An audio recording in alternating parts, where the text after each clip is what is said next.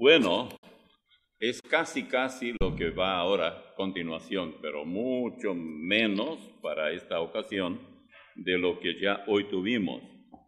Fíjense ustedes, si hiciéramos un resumen así muy resumido, por exagerar un poco, primero, la partida de la iglesia a la presencia del Señor y la entrega de los galardones en el aire o espacio, pues no sabemos realmente, eso es un detalle muy importante.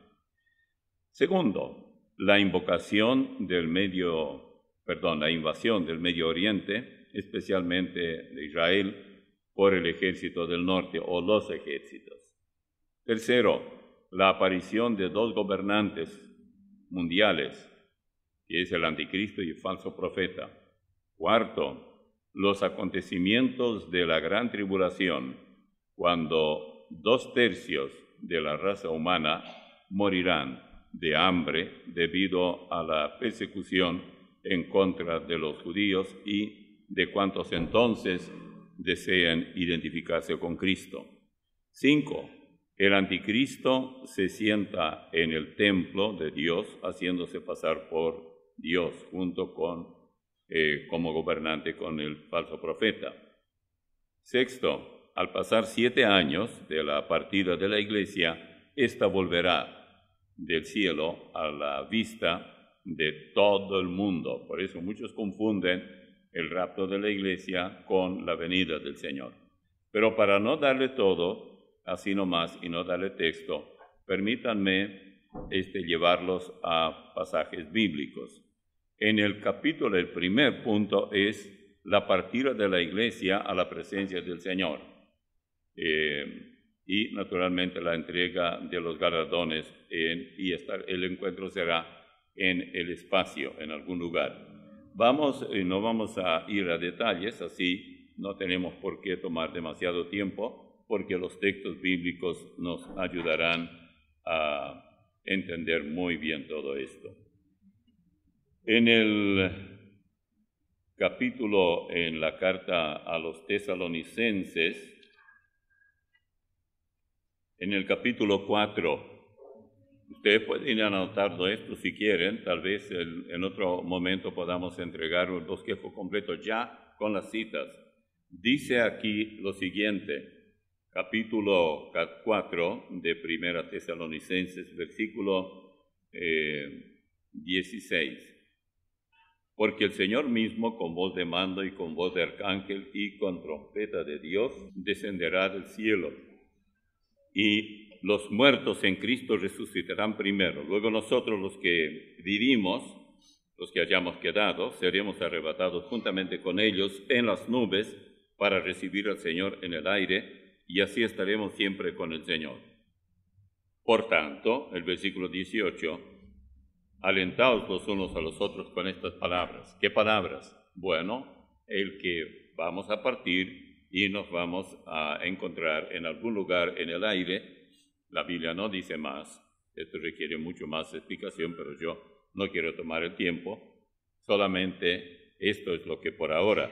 Y probablemente allí mismo cada uno recibirá el galardón que le corresponda. Bien. Hay otros textos que hablan de lo mismo, pero esta forma de comparecer en el aire, este pasaje es muy claro. O sea, el destino como destino. Ahora, en segundo lugar, la invasión del Medio Oriente,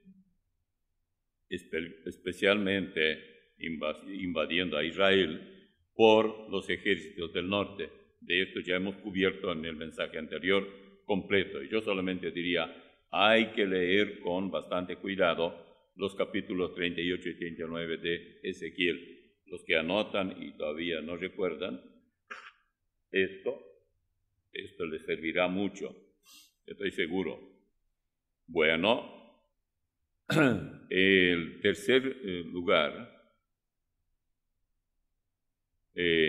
la aparición de dos gobernantes mundiales, o sea, el anticristo y su brazo o su mano derecha, el falso profeta. Si ustedes quieren texto para esto, tienen que leer en Apocalipsis 13. Yo ya lo sé de memoria, no necesito ni siquiera anotarlo. Pero usted dirá, bueno, pero usted es bien antiguo, como el Antiguo Testamento, ¿no? Y habla siempre de esto, ¿cómo no va a recordar? Bueno, los versículos del capítulo 13, 1 hasta el 9, habla del anticristo. Como dije ya otras veces, por ejemplo, al decir Juan aquí, que él paró sobre la arena del mar, o sea, junto al mar, y vio subir de allí una bestia. Dice, sobre la arena del mar, y vi subir del mar una bestia que tenía 7 cabezas y 10 cuernos, y en sus cuernos 10 diademas, y sobre sus cabezas un nombre blasfemo. Y la bestia que vi era semejante a un leopardo, y sus pies como de oso, y su boca como boca de león, y el dragón le dio, que es Satanás el dragón, su poder y su trono y grande autoridad. ¿Por qué no anotan allí cuando termina el versículo 2? Ponen 12, 2.9 y 22. Porque en ese lugar, en estos dos pasajes, se aclara que el dragón es Satanás, para que no alguien le pregunte el día de mañana cómo sabe usted que se trata de Satanás. Y en cuanto a la primera parte, el primer versículo, cuando dice que subía del mar, yo anotaría donde encabezando el capítulo 13, Apocalipsis 17:15, también Isaías 17, 12 y 13, lo mismo que Isaías 57, 20. Sí, 57, 20. Esos textos nos aclaran algo demasiado importante de dónde surgirá el anticristo. Pero para poder sacar más provecho, veamos primero lo de Apocalipsis 17, 15. Dice esto, me dijo también, las aguas que has visto donde la ramera se sienta son pueblos, muchedumbres, naciones y lenguas. Muy bien. Ahora, siguiendo un poco más, Isaías 17. Vamos a Isaías 17, 12 y vamos a ver lo que dice aquí. Muy bien. Todos ya encontraron, ¿no? Los que todavía buscan. 17, 12. Hay multitud de muchos pueblos que harán ruido como estruendo del mar y murmullo de naciones que harán alboroto como bramido de muchas aguas. De ese medio, de ese ambiente, surgirá el personaje. El mundo está preparado para eso. Pero permítanme también leer el otro pasaje que yo mencioné, 57, 20. A ver qué dice en el 57, 20 de Isaías. Vamos a ver.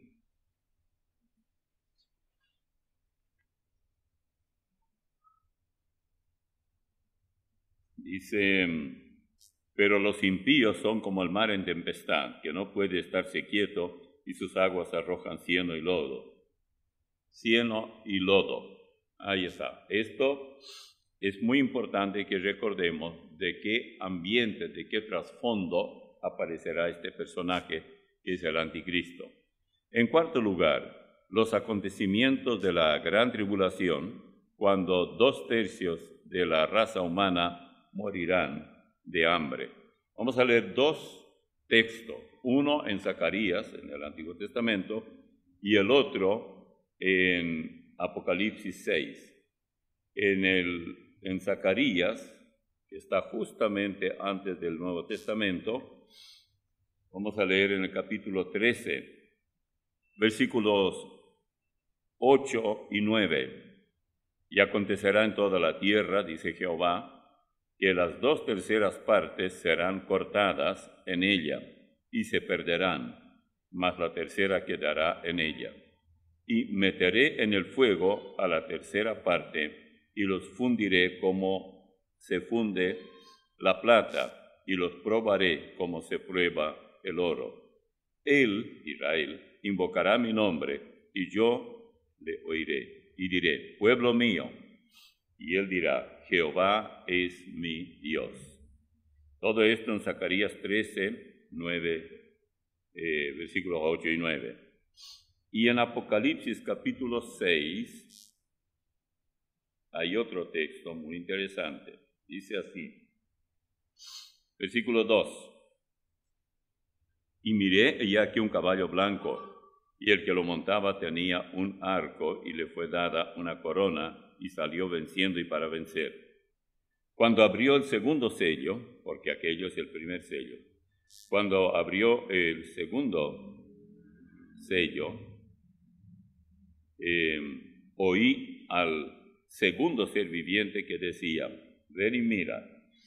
Y salió otro caballo, bermejo, y al que lo montaba le fue dado poder de quitar de la tierra la paz y que se matasen unos a otros, y se le dio una gran espada.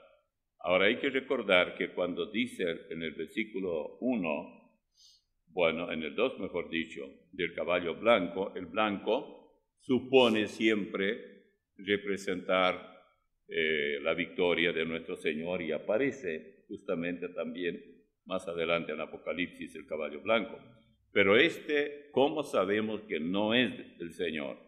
Este jinete y el caballo blanco es realmente el anticristo. ¿Cómo lo sabemos?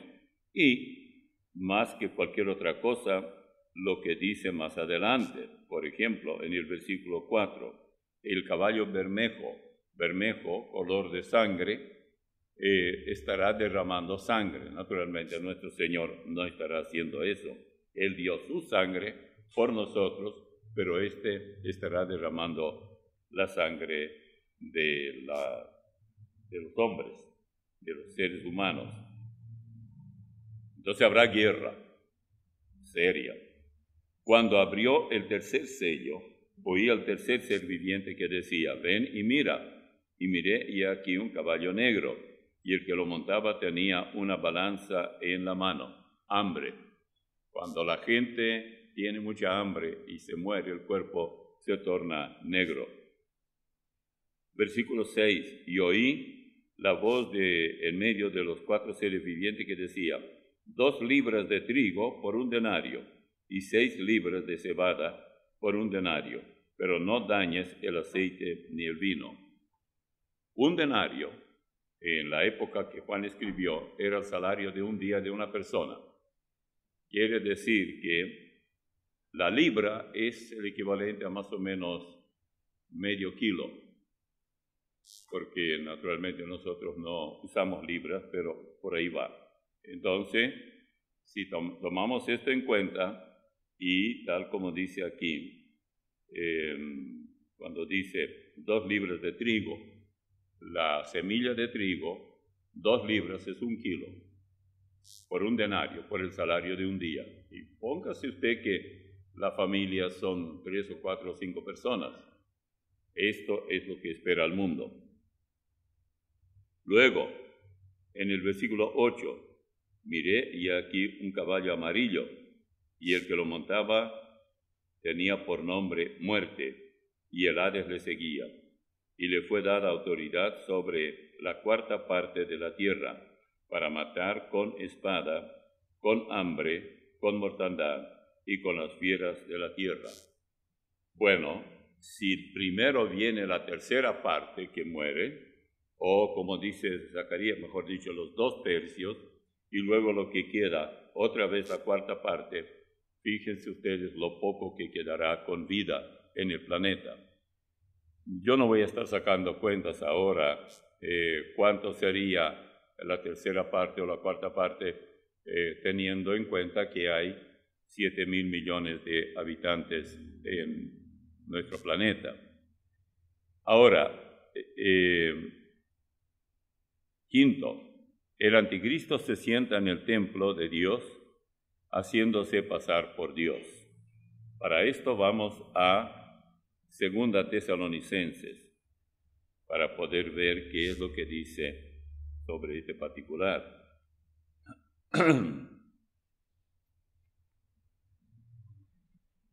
Segunda Tesalonicenses, y vamos a leer un poquito nomás.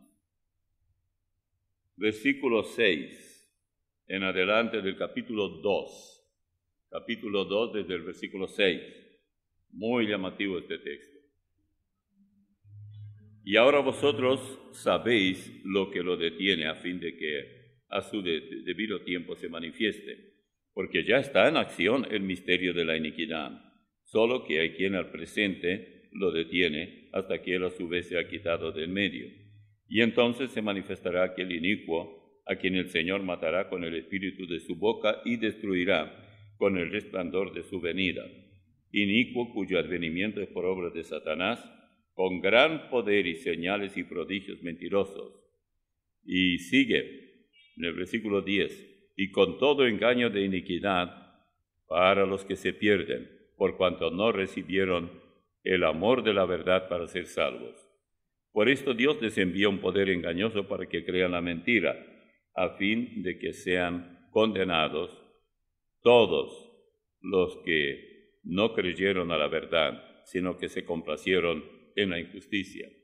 Esto llegará. La gente que estará viviendo allí y que no han querido doblegarse ante el Señor, doblar sus rodillas ante Él, bueno, creerán la mentira, pues ya no podrán creer la verdad. A tal punto quedarán endurecidos. Luego, en sexto lugar, al pasar 7 años de la partida de la iglesia volverá con el Señor a la tierra y a la vista de todo el mundo. Será muy interesante ver esto. Vamos al Evangelio de Mateo. Mateo capítulo 24, desde el versículo, sin mal no recuerdo, 29. Vamos a Mateo 24, versículo 29 dice: E inmediatamente después de la tribulación de aquellos días, el sol se oscurecerá y la luna no dará su resplandor y las estrellas caerán del cielo y las potencias de los cielos serán conmovidas. Entonces aparecerá la señal del Hijo del Hombre en el cielo, y entonces lamentarán todas las tribus de la tierra y verán al Hijo del Hombre viniendo sobre las nubes del cielo con poder y gran gloria. Y enviará a sus ángeles con gran voz de trompeta, y juntarán a sus escogidos de los 4 vientos desde un extremo del cielo hasta el otro. ¿Quiénes son sus escogidos? Bueno, ya sabemos que los escogidos de Él son los judíos. Ya hemos visto hoy en el otro estudio. Y los ángeles, lo primero que harán será ir y buscar a los judíos de todas partes del mundo que no hayan llegado todavía a su tierra, a la tierra de Canaán, a la tierra de Israel que les corresponde. Tendrán que estar allí, porque el Rey de ellos habrá llegado, y el Rey de todos aquellos que hemos creído en Él. Muy llamativo. ¿Y por qué decimos que después de 7 años? Porque la Biblia nos hace ver esto muy claramente. Otra cosa, en octavo lugar, mejor dicho, séptimo, faltando ya la iglesia cristiana, Dios proveerá todavía de mensajeros que han de predicar. ¿Quiénes van a predicar? Bueno, en primer lugar, en el capítulo 11 de Apocalipsis, tenemos a los 2 testigos. Nadie sabe exactamente quiénes son, pero ellos estarán predicando. Así que tengamos esto presente, porque es muy llamativo. Cómo Dios hace que nadie se queje que no pudo oír el Evangelio. Nadie le predicó. Dice en el versículo 1, entonces me fue dada una caña semejante a una vara de medir, etc. Después dice en el versículo 3, y daré a mis 2 testigos que profeticen por 1260 días, vestidos de cilicio. Estos testigos son los 2 olivos y los 2 candeleros que están en pie delante de Dios o del Dios de la tierra. Y más adelante, saltando algunos versículos, versículo 6, estos tienen poder para cerrar el cielo a fin de que no llueva en los días de su profecía, y tienen poder sobre las aguas para convertirlas en sangre y para herir la tierra con toda plaga cuantas veces quieran. Luego se habla acerca de ellos que los matan, hacen fiesta internacional por poder matarlos, pero 3 días y medio después los cadáveres se levantan y a la vista del mundo que tanto gozaba de haber, luchado contra estos 2 hombres, resulta que ellos se irán al cielo, resucitarán. Si ustedes siguen leyendo hasta el versículo 14, lo tienen todo allí. Yo no voy a leer ahora porque me parece que con esto es más que suficiente. Bien. ¿Quién más predicará? Bueno, están los 144,000, que según los testigos de Jehová serán todos los salvos. Fíjense ustedes, ya no hay más cupo para nadie, porque ya está lleno. 144,000 son, la Biblia es muy clara en cuanto a esto, serán los judíos que ya se están preparando y que evangelizarán a su gente. Dice en el versículo 1 del capítulo 7, después de esto vi a 4 ángeles en pie sobre los 4 ángulos de la tierra, que detenían a los 4 vientos de la tierra para que no soplase viento alguno sobre la tierra, ni sobre el mar, ni sobre ningún árbol. Vi también a otro ángel que subía de donde sale el sol, o sea, del oriente, y tenía el sello del Dios vivo, y clamó a gran voz a los 4 ángeles a quienes se les había dado el poder de hacer daño a la tierra y al mar, diciendo, no hagáis daño a la tierra, ni al mar, ni a los árboles, hasta que hayamos sellado en sus frentes a los siervos de nuestro Dios. La palabra siervos son justamente los que luego siguen de cada 12,000 de cada tribu, de las que aparecen a continuación. Eso ustedes pueden leer muy bien, versículos 4 hasta el 8. Pero fíjense lo que dice después, en el 9. Después de esto miré, y aquí una gran multitud, la cual nadie podía contar, de todas las naciones y tribus y pueblos y lenguas que estaban delante del trono y en la presencia del Cordero, vestidos de ropas blancas y con palmas en las manos. ¿Nadie podía contar 144,000? No, cuando vamos al versículo 9, allí nos damos cuenta. Pero hay otro grupo que va a seguir evangelizando. Serán aquellos que fueron evangelizados, pero nunca regenerados. Hay que temer que es muy fácil recibir el evangelio en el sentido de oírlo, entenderlo, pero nunca depositar su fe en Cristo. Una cosa es que una persona sea regenerada y no convertida, y otra cosa muy distinta, que no sea regenerada, aunque sea convertida. Le dirá, esto sí que me confunde. Bueno, siga escuchando siempre porque de esto hablamos muchísimo, tanto aquí como desde el templo, desde la radio. Así que tenemos por lo menos 3 fuentes, bases de predicación, o vamos a llamar juntas misioneras si se quiere. 8, cuando el Señor haya regresado, instaurará el reino milenial y Él mismo, distribuirá a quienes colaborarán y en qué.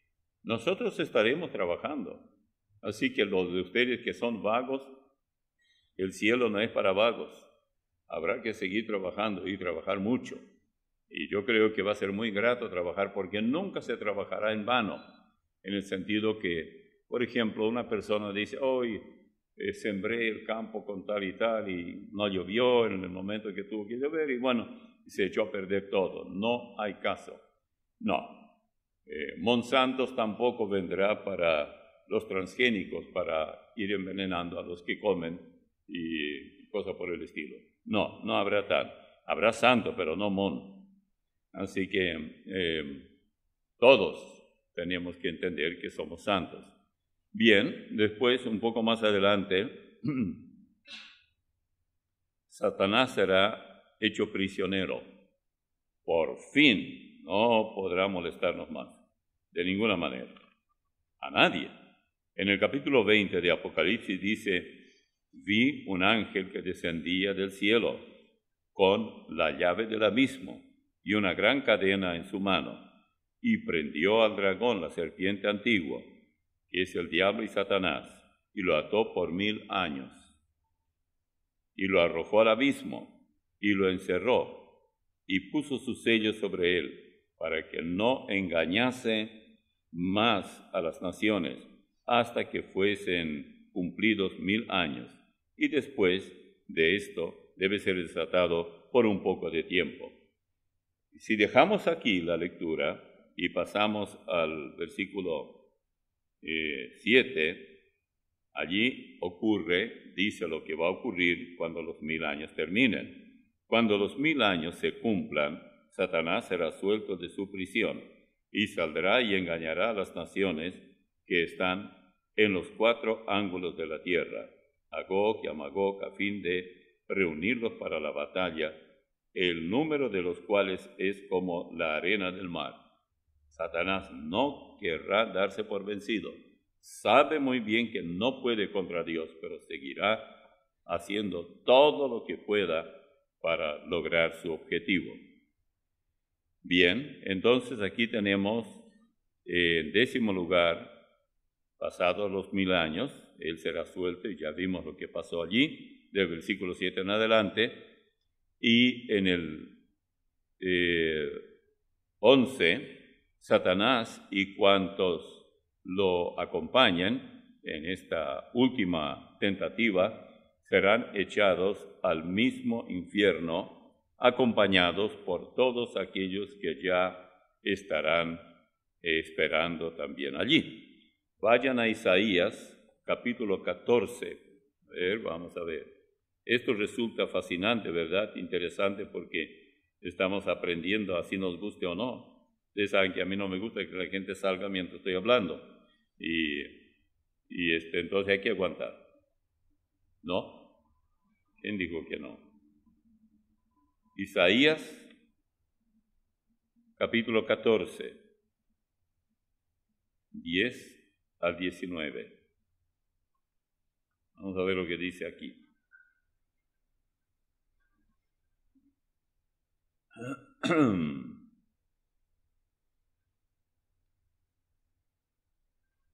Todos ellos darán voces y te dirán, tú también te debilitaste como nosotros y llegaste a ser como nosotros. Es decir, los del infierno estarán diciendo esto a Lucifer. Descendió al Seol tu soberbia y el sonido de tus arpas. Gusanos serán tu cama y gusanos te cubrirán. Ahí está el colchón y la frazada para el diablo. ¿Cómo caíste del cielo, oh lucero, hijo de la mañana? Cortado fuiste por tierra, tú que debilitabas a las naciones. Tú que decías en tu corazón, subiré al cielo, en lo alto, junto a las estrellas de Dios, levantaré mi trono, y en el monte del testimonio me sentaré a los lados del norte. Sobre las alturas de las nubes subiré y seré semejante al Altísimo. Él quería destronar, un golpe de estado, destronar a Dios. Mas tú, derribado eres hasta el Seol, a los lados del abismo.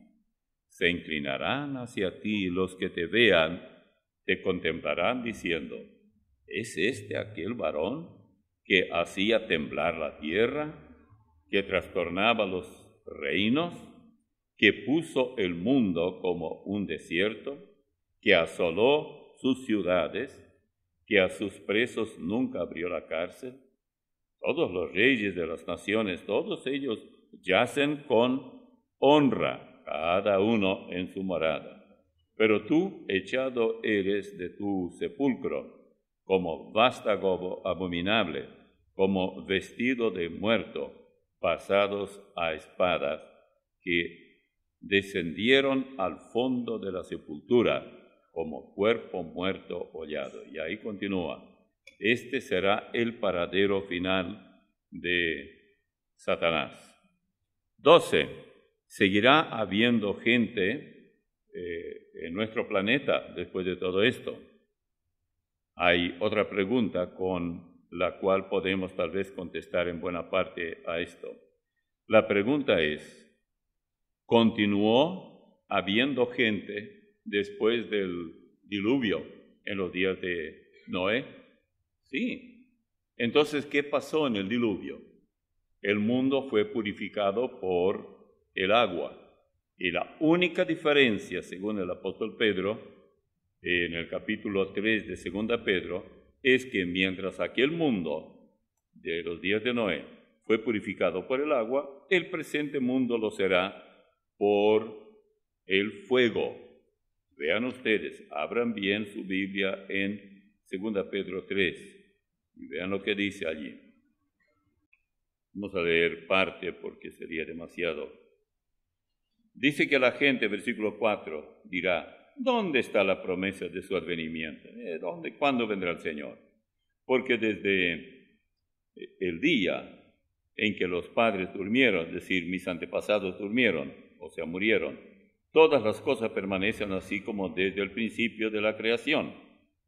Pero Pedro contesta, estos ignoran voluntariamente que en el tiempo antiguo fueron hechos por la palabra de Dios los cielos y también la tierra, que proviene del agua y por el agua subsiste, por lo cual el mundo de entonces pereció en agua, anegado en agua. Pero los cielos y la tierra que existen ahora están reservados por la misma palabra, guardados para el fuego en el día del juicio y de la perdición de los hombres impíos.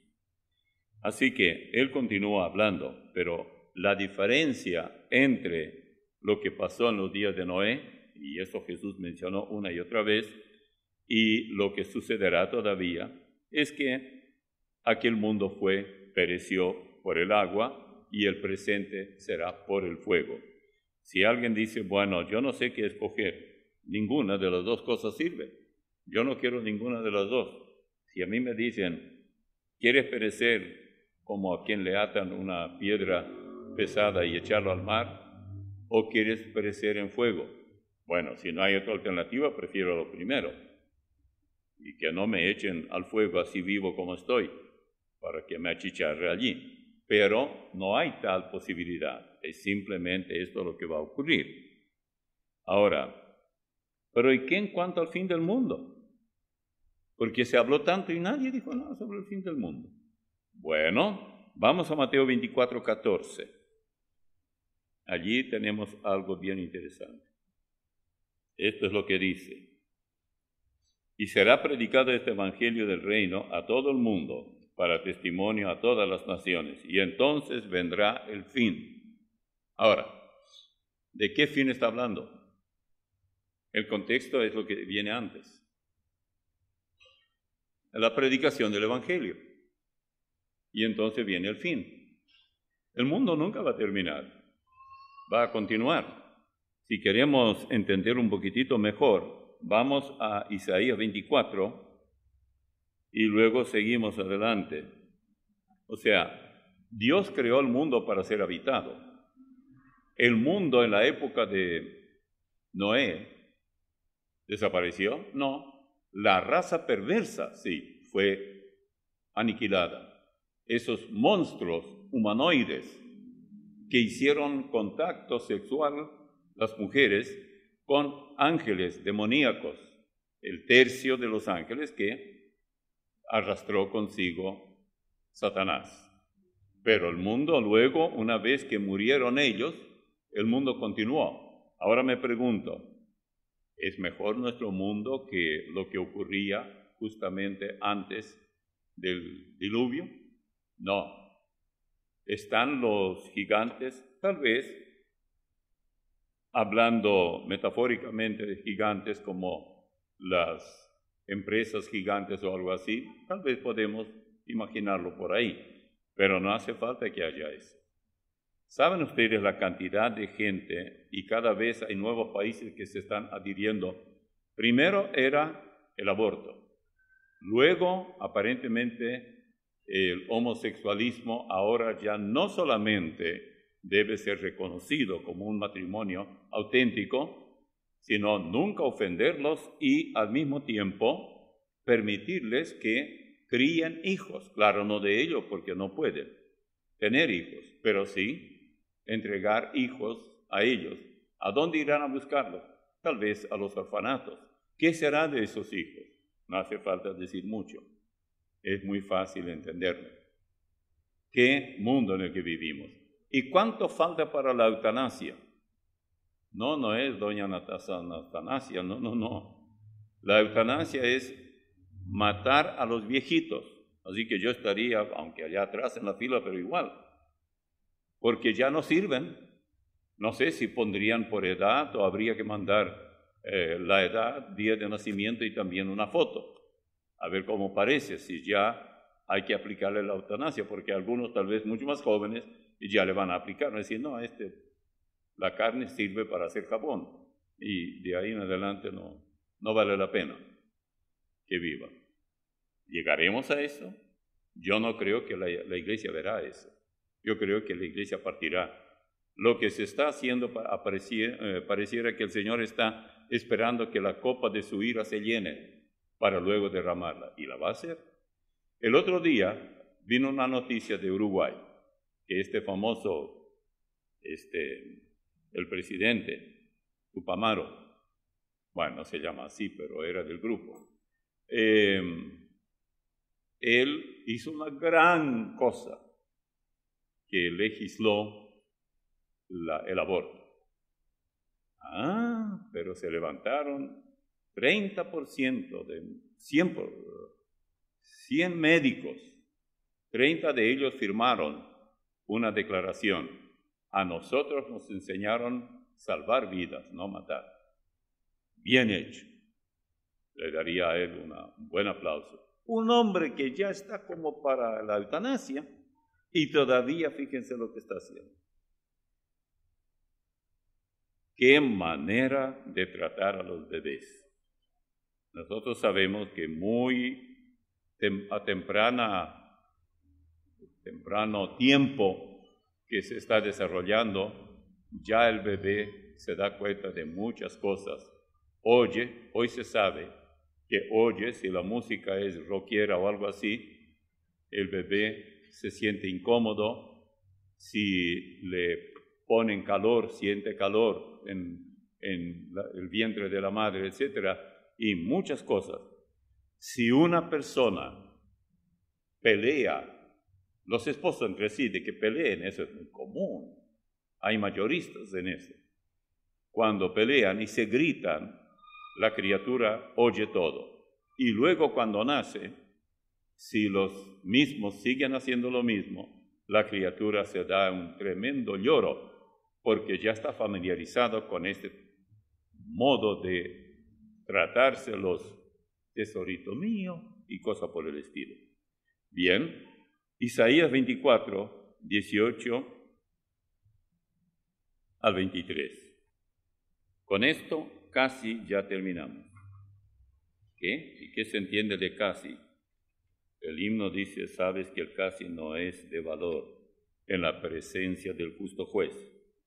Dice 24, en el versículo 18 dice, y acontecerá que el que huyere de la voz del terror caerá en el foso, y el que saliere del medio del foso será preso en la red, porque de lo alto se abrirán ventanas y temblarán los cimientos de la tierra. Será quebrantado del todo la tierra. Enteramente desmenuzada será la tierra, en gran manera será la tierra conmovida. Temblará la tierra como un ebrio y será removida como una choza, y se agravará sobre ella su pecado, y caerá y nunca más se levantará. Acontecerá, es decir, la misma tierra no se levantará porque dará lugar a otra, renovada. Acontecerá en aquel día que Jehová castigará al ejército de los cielos, los ángeles caídos, en lo alto, y a los reyes de la tierra, sobre la tierra, y serán amontonados como se amontona a los encarcelados en mazmorras, y en prisión quedarán encerrados, y serán castigados después de muchos días. La luna se avergonzará, y el sol se confundirá, cuando Jehová de los ejércitos reine en el monte de Sión y en Jerusalén delante de sus ancianos. Uno lee todo esto y dice, bueno, lo único que le falta a ustedes es volver a darles este bosquejo rápido. La diferencia entre el rapto y la manifestación gloriosa del Señor. Cristo viene en el aire por los suyos, en el rapto. En cuanto a lo otro, la venida de Él, Cristo viene con los suyos a la tierra. Segundo, el rapto, el traslado de todos los cristianos a las alturas. Y nadie es trasladado a las alturas en la venida del Señor con su iglesia. 3. Los cristianos son llevados a la casa del Padre, tal como dice en Juan capítulo 14. En el caso de la manifestación de Él, nadie estará en la casa del Padre. 4.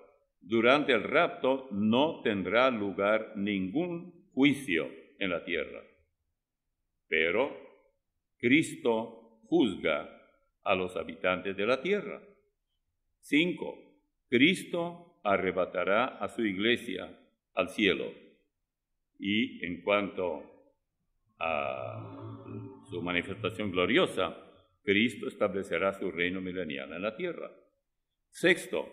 El rapto es inminente, puede ocurrir en cualquier momento, nadie sabe cuándo. Y en cuanto a la venida de Él con la iglesia a la tierra, tienen que transcurrir por lo menos 7 años para que tenga lugar la manifestación gloriosa de Él en el aire. 7. No tiene que cumplirse ninguna señal para que tenga lugar el rapto. Todo ya se ha cumplido. Pero en cuanto a la venida, en séptimo lugar, antes de la venida personal de Cristo, se cumplirán muchas señales que están previstas ya en la Biblia. 8. Es solo para los cristianos el rapto, pero la venida de Él afectará a toda la humanidad, los que vengan con Él y los que estén habitando la tierra. 9. Será un tiempo de gozo en cuanto al rapto para los salvos, pero 9, para cuando Él venga, será un tiempo de lamentación y angustia. 10. Tendrá lugar antes del día de la ira de Dios derramada mediante la gran tribulación aquí en la tierra. Y cuando Él venga, ocurrirá inmediatamente después de la gran tribulación. En realidad terminará porque Él la terminará. 11. No se menciona a Satanás en el rapto, pero en su venida, Satanás será atado en el foso del abismo por 1000 años, algo que no ocurre a la hora de la partida de la iglesia. 12. Tendrá lugar el juicio ante el tribunal de Cristo. Para cuando Él venga no hay ningún tribunal de Cristo para recompensar a nadie. Habrá juicio para los perdidos. 13. Se celebrarán las bodas del Cordero en las alturas. Y 13, en su venida, su esposa desciende con Él. 14.